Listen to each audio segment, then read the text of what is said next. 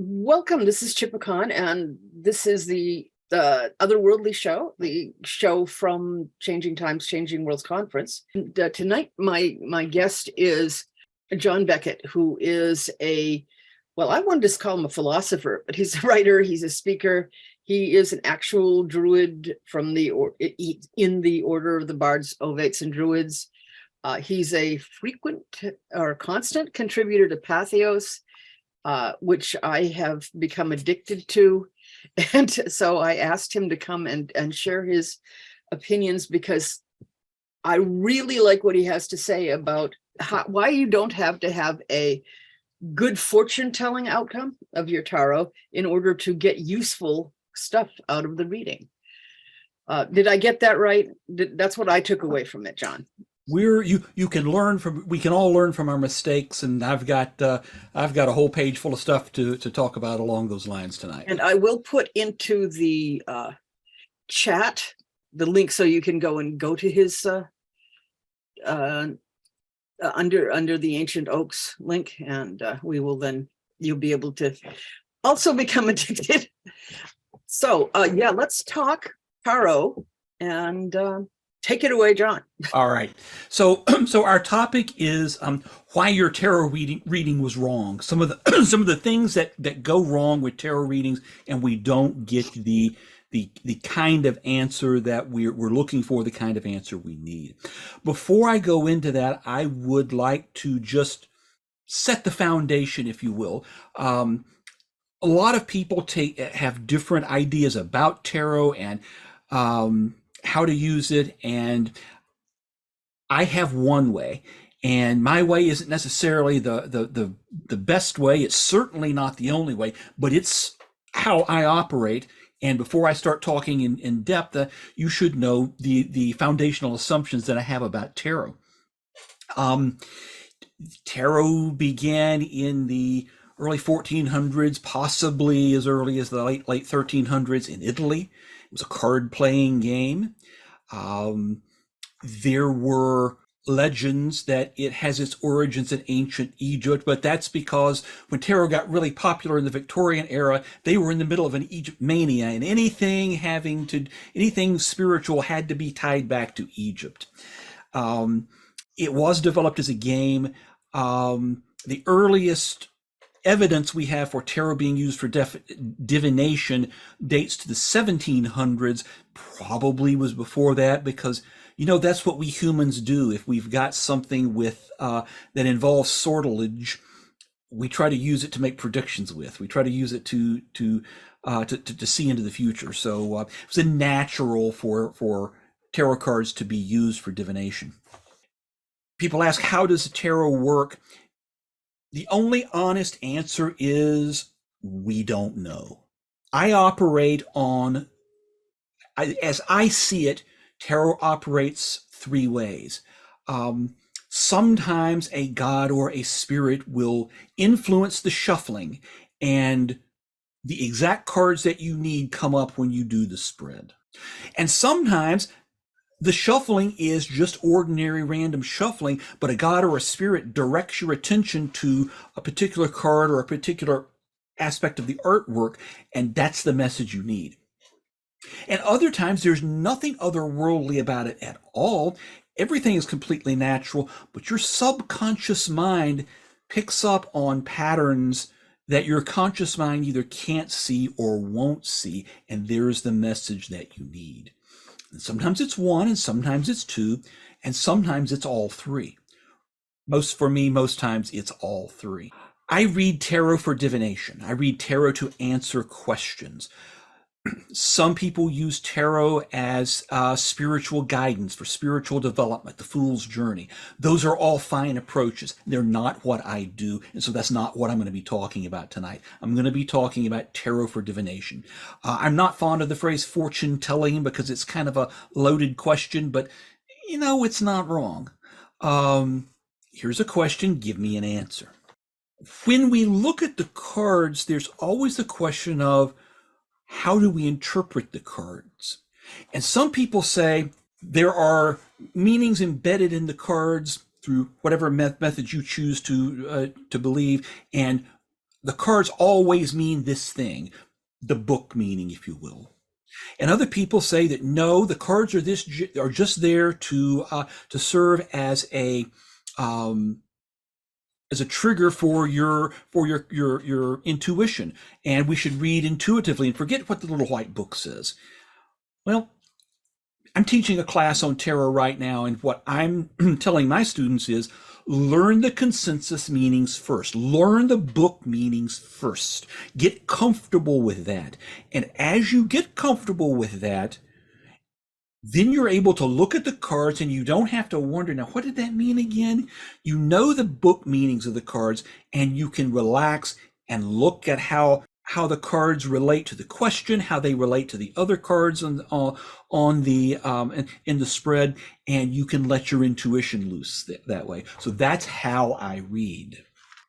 So with that out of the way, let's talk about why your tarot reading was wrong. Why you got an answer that was maybe just flat out wrong. Flat out has nothing to do with the way things actually are. More likely, though, it was less helpful than it could have been. You got some good out of it, but you could have gotten more if something hadn't gone wrong. The biggest reason, the most frequent reason that a tarot reading is wrong is that you asked the wrong question. And when people ask the wrong question, typically they ask a vague question. What's going to happen if I do this? Or worse, what should I do about that? They ask a question that gives up their agency to the deck of cards and says, "You tell me what to do." Well, I'm not going to give up my agency to a deck of cards. If the Morrigan wants to come in and tell me, "You go do that," that's fine. But she can tell me herself. And she does on occasion. If you can ask a question that is clear and specific and narrowly focused, you can almost always find the answer. And you may not even need divination to do it. The biggest part of solving any problem is defining the problem, delimiting the problem. This is the question I need to ask, and make that as specific as you can. It's the same way when you're working magic. The old saying, fuzzy targets yield fuzzy results. Vague questions yield vague answers. The more specific you make your magical target, the better chance you have of getting the result you want. The more specific you can make your question, the better chance you have of getting a meaningful and helpful answer. The second reason why tarot readings sometimes go wrong is that you read the cards wrong. Maybe you're just starting out. Maybe you don't know those consensus meanings. Maybe your intuition was blocked and you weren't able to see the patterns in there. When we're doing a deep dive, when we're doing our postmortem on why a reading went wrong, frequently it just comes down to operator error. You didn't notice that. Picture says 1,000 words. You throw out a 10-card reading, there's 10,000 words. How many of those words are you going to pick up on? You're not going to pick up on all 10,000. Did you pick the right 173? Or did you pick the ones that were much less important? Tarot reading is an art. It's a science. The more we practice, the better we get. And sometimes we just read the cards wrong. Along those lines, maybe you tried to use the Waite-Smith meanings for a deck that doesn't look anything like the Waite-Smith. We live in a golden age of tarot, and there are hundreds, if not thousands, of tarot decks out there. Some of them are very old, and some of them came out yesterday. Some of them are very good to read with. Some are beautiful works of art that ain't so good for divination. I've got a couple of decks I bought just because I like the artwork, and I tried to read with it just to see what I could do, and I got about that much. The oldest deck for which we have all 78 cards is the Solabusca Tarot. It dates from the 1400s. It's a weird deck. It's a dark deck. And it bears absolutely no resemblance to Waite Smith or Tarot de Marseille or the Thoth Tarot or anything else. And when I look at the little white book that comes with it, they've put in the Waite Smith meanings for all these cards. Doesn't work. If I really wanted to read with that deck, I would have to spend a lot of time dealing with the history of Italy during the late 1400s and trying to figure out who some of these people are that are on these cards. The handful of times I've tried to read with it, I just read intuitively. This is what I see in the card. Is this a good thing, a bad thing? Does it point toward a helpful solution, an unhelpful solution? That's all I can do. Yeah, you have to read the cards you're reading with, not the cards that were in the book. And then some people make the mistake of jumping to conclusions, especially when there are problematic cards. The Tower and the Devil come up in a reading, and people are, oh, well, no, this doesn't necessarily mean it's bad. And they go sugarcoating the whole thing and ignoring the obvious meaning of those cards that things are about to get rough here. They'll sugarcoat a reading. They'll deny an obvious answer because it's unpleasant. Sometimes you ask a question, sometimes you get bad news. And also there are people who take the other approach, and everything means we're all going to die. What I'm telling my students is, if you are naturally optimistic or naturally pessimistic, learn to calibrate for that. If you always see the bright side of things, learn to tone your readings down a bit. And if you always are looking at the worst possible outcome, pull that back toward the middle. Learn to calibrate your reading. Another reason why tarot readings are wrong is that people use the wrong spread. Use the right spread for the right question. A yes or no question doesn't need a 10-card spread. Yes or no question should be, but you should be able to answer a yes or no question with 1-card draw. Adding more cards just complicates the issue. Most basic questions can be answered with 3 cards. I'll say that again. Most basic questions can be answered with 3 cards. Get your question formulated properly. Pull 3 cards, see what that tells you. Most times that's going to be enough to answer the question. Now, if you're dealing with more complicated matters, more long-term matters, every January I do a tarot reading for the coming year. And I use a 10-card draw for that because, hey, this is a big complicated issue. I need more cards. I need more context. There are more factors at play here, and I want to be able to see them all. So choose the right spread for the right question. There's a million spreads out there. And some people find the one that works for you. I stick with the basic Celtic cross. That's kind of fallen out of favor, particularly among some of the more serious readers.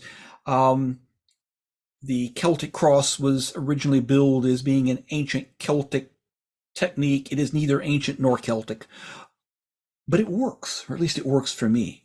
My teacher, Dolores Neighbors, who passed away 2 years ago, was wonderful friend, wonderful person, got me to where I could read. She had this 15-card spread based on astrological correspondences, and I couldn't begin to read like that. I don't know astrology well enough. If you do, maybe that works for you. Find what works for you, but use the right spread for the right question. Sometimes your reading is wrong because you don't have enough context to interpret the reading. And the best way I can explain this is there's times when I'm reading for someone else And I'll look at the cards and say, well, look, this is what I see, and I don't really understand it. And they go, oh, well, that's referring to this person over here who was doing that, and we've got to work together, and that's getting kind of hard. It makes perfect sense. Okay, fine. I didn't have that information. They do. My job as a reader, when I'm reading for somebody else, is to tell them what I see. And if I don't completely understand it, well, maybe they'll understand it. Some readers like to get all of the information from somebody so they can help present them the reading in the most helpful manner possible. Others say, just give me the question, and I'll tell you what I see, and my reading will be uncolored by your interpretations of it. I tend to prefer that second way, but sometimes you see something and you don't understand it because you don't have enough information to understand it, and if you go too far beyond what the cards say, you may go into an error. Sometimes our readings are wrong simply because there's too much chaos around the situation. In the ages-old debate between fate and free will, I come down hard on the side of free will. The future is not fixed. That being said, if you continue down a certain path, you're going to reach a certain destination. That's what tarot shows. That's what any divination shows. If you keep doing the things you're going to do, this is where you're going to end up. You like that? Keep doing it. You don't like it? Do something different. But sometimes where that path leads is so uncertain, even the best diviner can't see it. That's why nobody gets rich by doing divination for lottery numbers. It's too much random. There's too much chaos around it. You can't see that far. Divination tends to be really good short term. The further out you go, the wider that cone of uncertainty. If you've seen that from the hurricane warnings, and they show the path, and the path for tomorrow is this wide, and then every day it gets a little wider and a little wider because they don't know. Our prediction systems aren't that good. Same way when you're reading tarot. Sometimes there's just too much chaos, and you just can't see the answer. The situation is too unsettled. On the other hand, sometimes the situation gets very settled because you did something, you had the reading, and then you did something to change the outcome. The reading said that you were going to have a car wreck tomorrow, and so you decided not to drive tomorrow. The reading said that if you continue your current financial practices, you're going to be homeless in six months, and so you cut back on your spending, and you find other sources of income. Some dramatic examples there, but I think you get the point. The whole reason to read tarot for divination is to see what's coming so you can do a better job of preparing for it and responding for it. So yeah, sometimes your reading was wrong because you changed something to bring about a different outcome. Or in the case of when you're reading for somebody else, your querent used their brain and didn't keep going down that path and did something else. Your reading was wrong because they made a change, and that's a good thing. There is one thing I hear occasionally when people say, why did your tarot reading not work? Why was the tarot reading wrong? One thing I hear occasionally, and I absolutely do not agree with it, I think it's wrong, I think it's bad thinking, and that's, well, you just aren't meant to have that answer now. No. There is no grand plan of the universe that decides what you're meant to have and what you're not. Now, If the Morrigan doesn't want me to find out something, she'll make sure I don't find out something. But that's not the same as, well, you just weren't meant to have this. That's a lazy answer. Maybe the situation's too complicated and you just can't see it. Maybe you're just not a good enough reader to see it. You're not meant to know that now is a lazy way out, and I encourage you never to accept that in your own readings and when somebody else is reading for you. And as we were talking about at the beginning, even when your readings are wrong, you can learn something. So as you're reading, keep good notes and go back and see, how'd that do? Okay, I nailed that one. Well, I think about 80% there. Well, that one maybe 30%. What did I do wrong there? How could I have done this better? And when you do those post-mortem analysis of your tarot readings, you learn where you went wrong, you learn how you can do better next time, and over time, you become a better, more accurate, more confident tarot reader. So that's my presentation in about 20 minutes. I see the chat's been going. Let's see if there's any questions in here that I need to address. Lots of good comments here. So yeah, be willing to use one of those blank books. Yep. Fill it up. So yeah, lots of good comments here. So that's what I've got to say. And be happy to tell you an amusing story that is not quite under any of your categories, but it may amuse Please. you.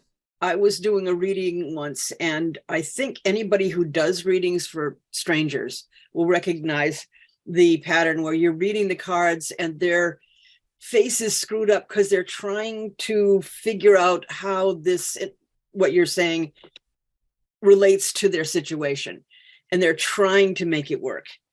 And finally, when I'm at the end and I can tell she's just not getting it, my daughter from the back of the kitchen says, "I'm sorry, I've been too worried. I believe that reading was for me. That's exactly what's going on in my life. You've given me a perfect reading for my situation. Let me leave." and she left, and I did another reading, and it was spot on for the client. But that is it doesn't quite fit in any of your categories, but I think you'll get it. Yes. Yeah, I see Star Wolf says my general reading is good out to about a year. That's about as far as I'm going to go. I am my knowledge of astrology is minimal, but I know enough to know that long-term astrology is better than divination. So I have a couple of people who are professional astrologers, and I go talk to them when I have those long-term questions. Folks, you can put up your hand and we'll call on you if you. Griffin? Well, you talk about readings being wrong, and you gave really good reasons why some of them, well, you didn't realize you were shooting at the wrong target or whatever. But for some reason, this whole concept seems to keep harking me back to something I learned. I think it was in college. I forget which class it was, whether it's chemistry or physics or something. But the professor commented, we did something, we didn't get the answer we wanted. And he said, well, that experiment failed. And he said, no, the experiment worked. The only experiment that fails is the one that yields no information. And it kind of reminds me too of when Edison was trying to figure out how to make a light bulb or storage battery or whatever it is. He said, well, we know 830 things that don't work. But that whole concept that the only experiment that is a real failure is the one that yields nothing. And I think if you do a reading and you get anything out of it, there's a certain level where it's not wrong, I think. Has anybody done a reading where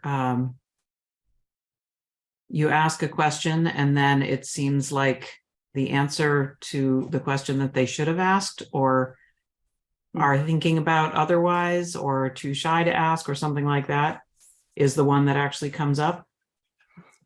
I have had that, not frequently, but I have had that before, where somebody asks a question and the cards just don't seem relevant.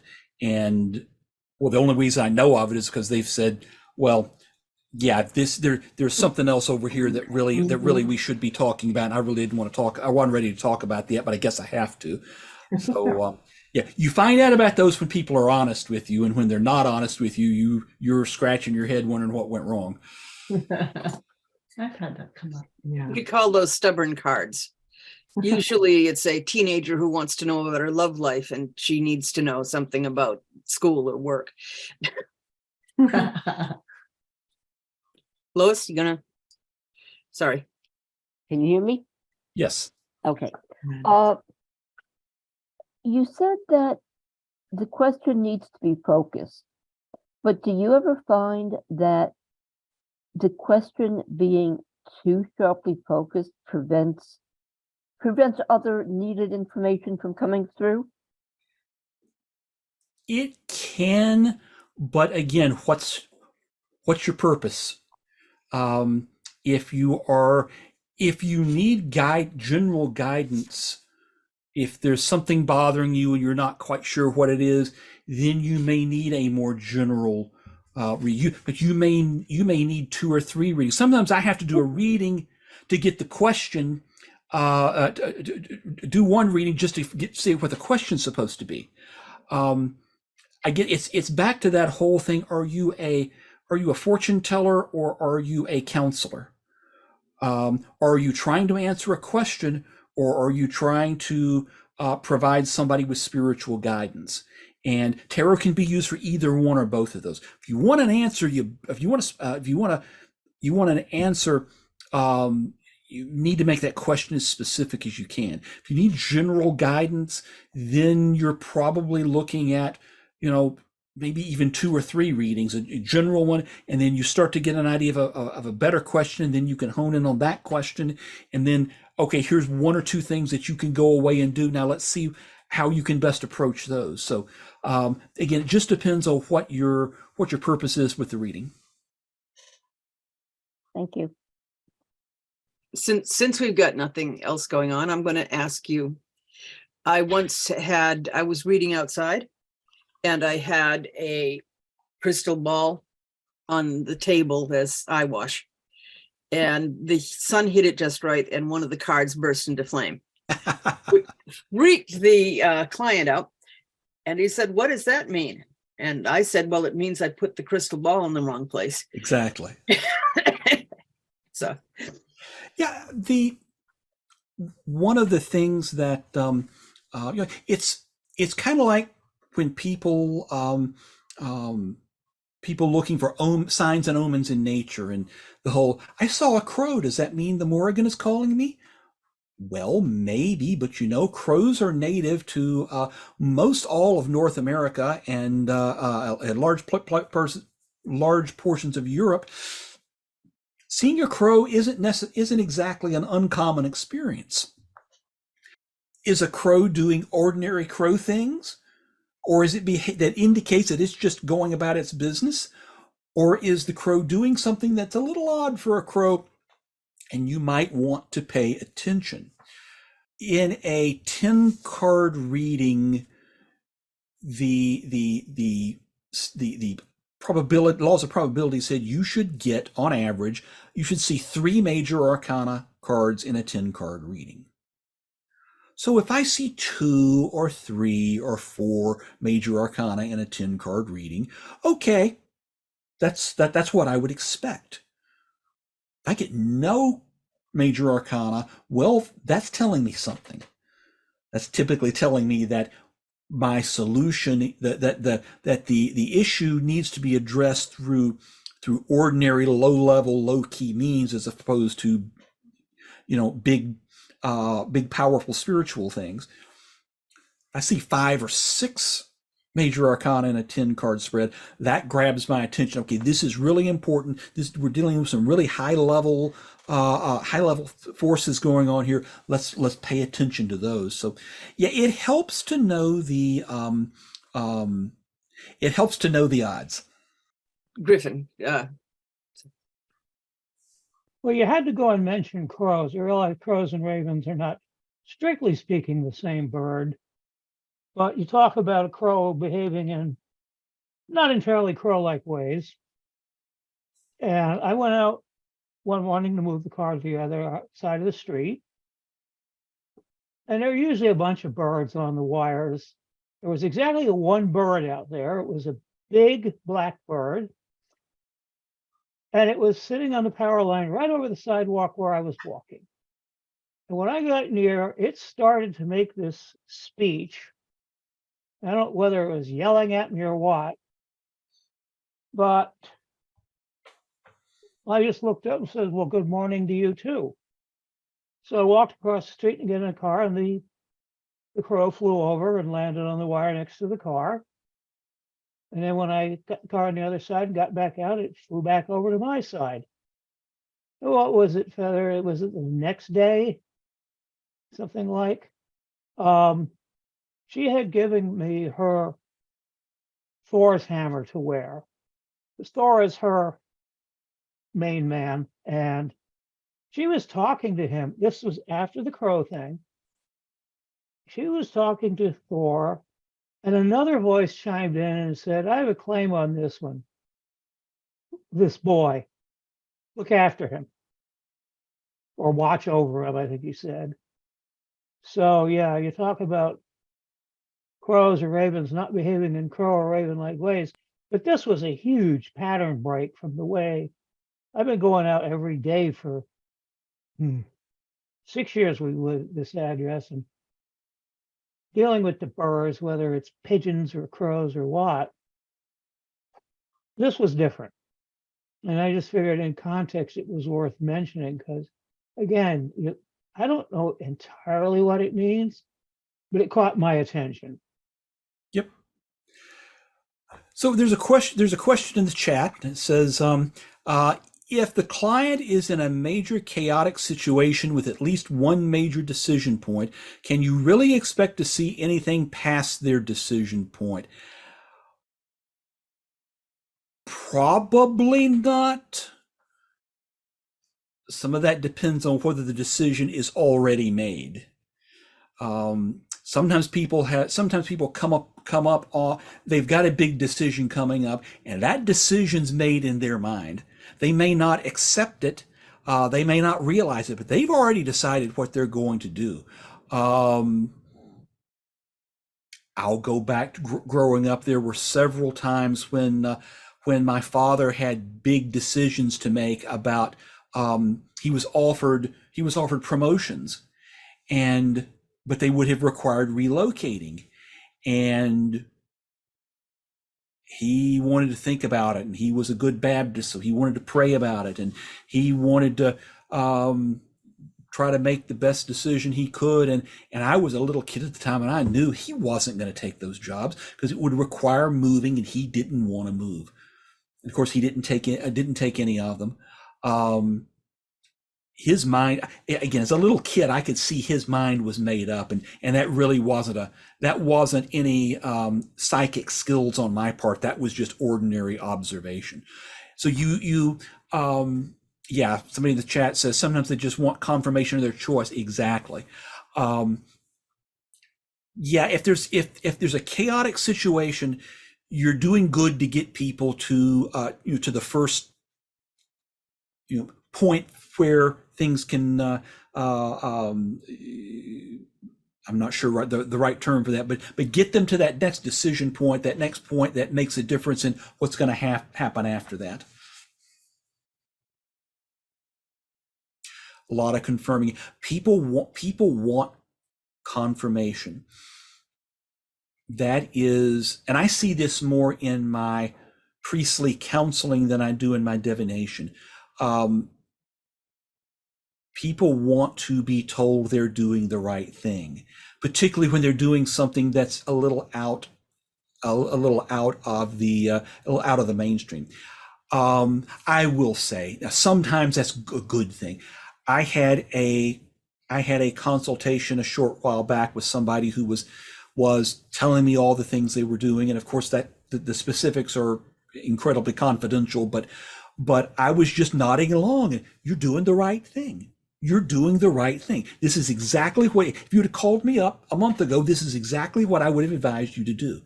So they needed somebody in a position of apparent authority, and that people consider me authority is still a little unsettling, but they needed somebody who was in a position of apparent authority to say, yes, you're doing okay here. And it's great when you can do it. But there's always the times when you've got people who want you to bless what they know is a mistake. X's are X's for a reason, and in almost every case, they should remain X's. Sometimes the honest thing to do, the ethical thing to do, is you tell people no, that you're not headed in the right direction. Your life, you get to choose, but you ask my opinion, and I think you're making a mistake here. And oh, by the way, the cards say you're about to walk off a cliff. In theory, divination is always the divine talking to you. I like that. It is many times it's exactly that, and you could argue that even when it's just your subconscious putting everything together, that's connected to the divine too. So yeah, I'm a polytheist, but on some days I'm also a pantheist. Yeah, I've noticed in the Norse Tarot, I think it might be the ancestors talking, because they have a lot less resistance than most decks have to tell you what to do, and just flat out say, no, do that. Yep. And Yeah. of course, your dead family members are more likely to do that. Yeah, ancestors are usually our most accessible spiritual allies. We have a direct connection to them. They have a vested interest in seeing us do well, because if their line continues and succeeds, they continue and succeed. But as Phaedra Bonowitz said, just because they're dead doesn't mean they're smart. And just because they're dead doesn't mean they're not the complete jerks they were in life. People who were complete jerks in life tend to be complete jerks in death, at least until they've done some processing over on the other side, which now you get into the how time runs over there versus time runs over here, and we could go on that all night. But yeah, ancestors are great. I make offerings to my ancestors every week. I will call their names, I will tell their tales, and I will certainly ask for their advice and their inspiration, and occasionally for their intervention. But it's my life, not theirs, so I make the call. Not sure how far back I'd have to go to find ancestors I trust. I have one grandfather and a great uncle who I trust a lot. They're a little jealous in a good way, that I have religious and spiritual options that they never had. They should have been druids. That path was not open to them, and they're a little jealous, but they're glad I'm getting to do what they didn't. And they're very helpful. Some other recent ancestors. Why did you leave the church? Because it wasn't working for me. Because they were telling me I had to believe things I couldn't honestly believe. but it's our family's tradition, and not anymore. So yeah, I have two ancestors who I knew in this life who are very helpful, and I am very thankful for them. I trust Odin more than my immediate ancestors, which says something. I do my best to avoid Odin. I have my hands full with the Morrigan. I don't. I don't need Odin. On top of that, my Norse friends told me that he would be honorable, but I have my hands full with the gods I have. He's really focused on Ragnarok. Yes, my Norse friends tell me that, and I absolutely believe that. There's a lot of stuff going on in this world and in the next world and in between the worlds, and much of it is not pleasant. And I don't know how it's all going to play out. I'm trying to do my part, trying to build my skills up, trying to build my connections up, build my allies up, people who I can count on, people who I want them to know that they can count on me, in the other world, in this world, and especially locally, because my internet pagan friends are wonderful sources of inspiration. They are my friends, but they can't come get me and take me to the doctor. You got to have somebody local for that.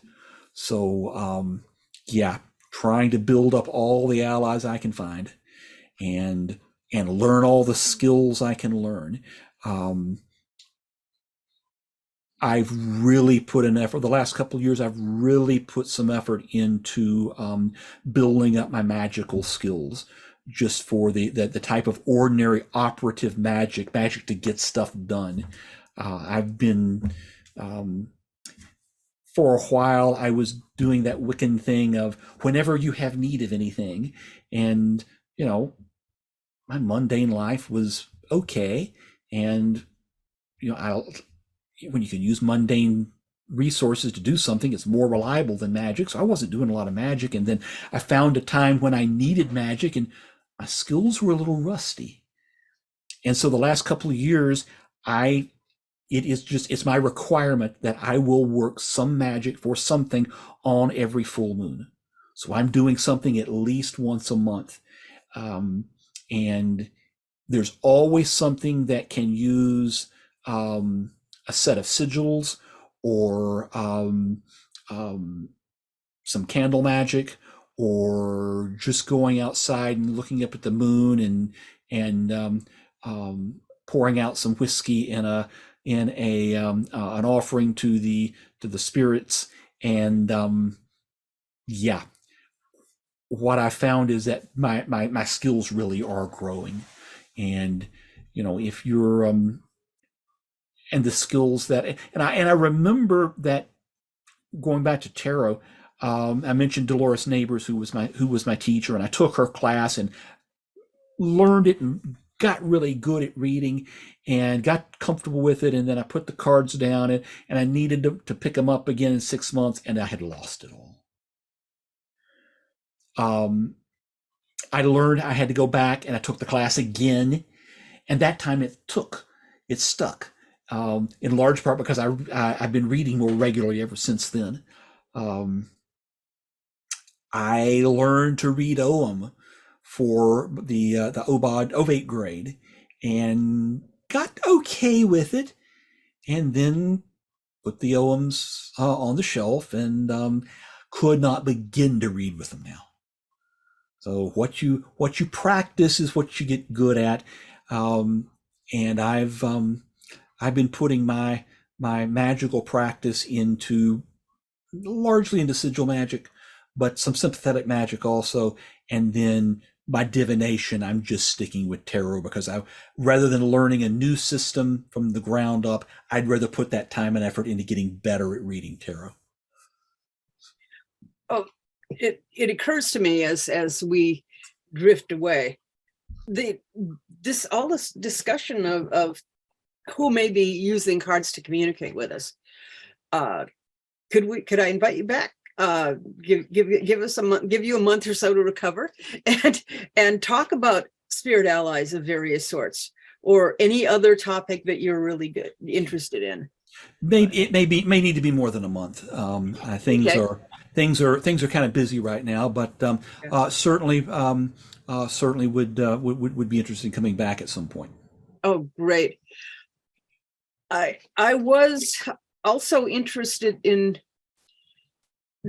there is I was just going to throw in there, when you're saying what you practice, what you get good at, professional world grade pianists and violinists and whatever, they practice scales and stuff every day. Yes. You have to maintain your muscles, whether it's in your brain or your hands or what. Practice is important. Yep. The example I use, LeBron James shoots free throws every day. He practices free throws every day.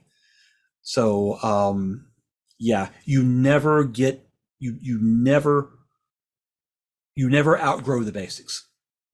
The Dalai Lama meditates for 4 hours a day. You never outgrow the basics. You just keep reinforcing them, and you get better, and you build on them. Joe, did you have a question?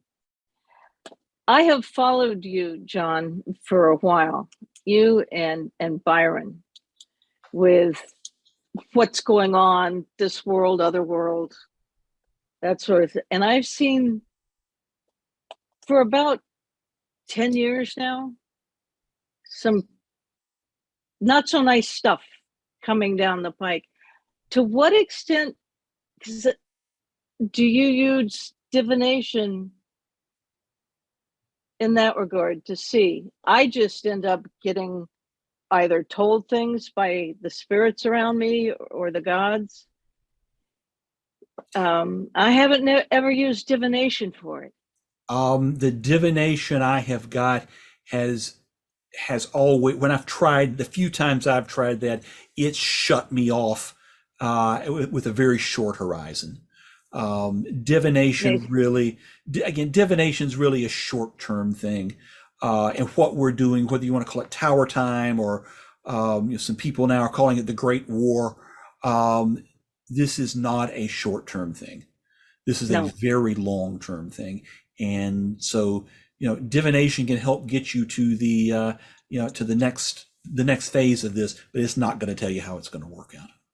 I'm not sure the gods who I'm talking to know how it's going to work out.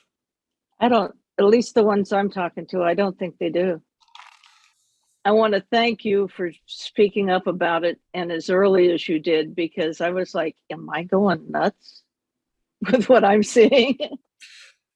That's one of the reasons at the very beginning. Yeah, that's one of my missions, is to speak reasonably about unreasonable things, because most people have these experiences. Yeah. But they rationalize them away, and they're afraid to talk about them because they're afraid people are going to think they're crazy. They're going to think they're some religious nut. And so they repress them, suppress them, or just ignore them, and put people in a safe space. And almost everybody's got a story or two or more. And when we talk about these things, we normalize them, and people realize, oh, I'm not crazy. Here's this person who appears to be navigating the ordinary world fairly well, and they've had these weird experiences, so maybe I'm not crazy because I have them. And it gives people permission and reinforcement, that reinforcement we talked about, to tell their stories and to investigate them further. Anyway, thank you. Thank you, Joe. That was a good question. Anyone else? Okay, well then how about we take this time to pitch your books? All right. And maybe your website, because Okay. if people don't know about it, I was excited to. All right, thank you. So we've got 5 minutes left. So I have two books. The Path of Paganism, published in 2017, and Paganism Depth, the Polytheist Approach, published in 2019. The Path of Paganism is what the distillation of my journey out of Christian fundamentalism and into more affirming, life-affirming religions, and into paganism and magic and polytheism. And as we were just talking, it builds a reasonable case for all of those things. If you've got a friend who's interested in this stuff, but they're just afraid it's all things are too fuzzy for them, give them that book. That builds a good rational case. Second book, Paganism in Depth, is a polytheist book. It's about building and maintaining relationships with our gods and other spiritual allies. My website is undertheancientoaks.com. That's my teaching site. You will find my classes. Tarot class is currently going on right now. It's the 8th class I've taught. They are on demand, meaning you can take any class at any time. It's also where you can sign up for my weekly newsletter. It's free. I don't send spam. I don't sell email lists. Sign up for it, and you'll get the newsletter most Fridays. And also has contact information if you're looking for somebody to do divination or other spiritual guidance work. You can find me on my Patheos blog. It's also titled Under the Ancient Oaks. Google John Beckett Patheos and it'll come up. I'm blogging these days about 2 times a week on paganism, polytheism, magic, witchcraft, divination, and whatever else pops into my mind. Today's blog post was titled, How Old Are You Really? About how old we feel in our bodies and in our minds. Just something people were talking about, and I had something to say about it. And then you can find me on social media. I'm on Facebook, I'm on Twitter, I'm on Instagram. If you send me a Facebook friend request, also send me a private message telling me who you are and where we met. I get 3, 4, 5 friend requests a day that are obviously spammers, scammers, or bots. So if I don't know you, and if we don't have about 100 mutual friends, and I do mean that literally, 8 won't get it. I'm going to assume you're a bot unless you send me a message, in which case I'll be happy to accept your friend request. Or just follow me, because 98% of what I post is public, and the other 2% goes to a very tiny distribution list, so you're going to get the same posts anyway. So yeah. And I will, I'm home for a while. Don't have any more public appearances until July, when I will be at the Mystic South Conference in Atlanta. If you have the ability to travel, it's an excellent conference. It is my favorite of all of the current pagan conferences. Very well run, lots of good speakers, lots of good people to hang out with. Come down, say hello, buy me a beer, and we'll sit and talk paganism. So yeah, thanks for having me. It's right at 8 o'clock, so I need to be moving, but Yep. Thanks for having me. Thank you so much. This was just wonderful. Is what I was hoping for. So only we did a lot better this week than Yes. we have in the past week. All We were right. very careful. We're good. But thank you so much. All right. Where's my Thank you. button? Thanks for having me. Oh, absolutely. Stop.